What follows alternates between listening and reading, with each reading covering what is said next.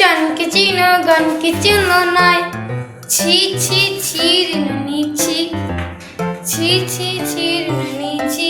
কেচি একটা মেরে দেই, না হলে চলে এসে পড়বে। এই তুমি ভূতের রাস্তাটা কোথায় যাচ্ছ? আমি ভয়ঙ্কর রাস্তা দিয়ে আমার বাড়ির দিকে যাচ্ছি। আচ্ছা চলো না, তুমি ভয় পাইবা। ঠিক আছে।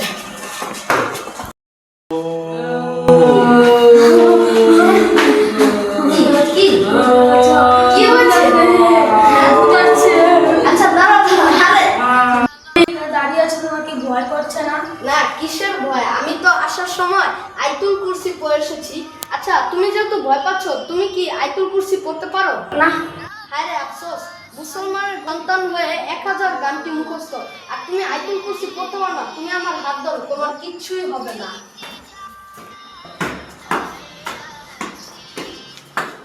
তো আসসালামু আলাইকুম। তো প্রত্যেক মুসলমানদের উচিত সূরা নাস, সূরা ফালাক এবং আয়াতুল কুরসি পড়া। এতে ভয়ও ভেঙে যায়, তো প্রত্যেক মুসলমানদেরই উচিত কোরআন শরীফ বেশি বেশি পড়া। আসসালামু আলাইকুম।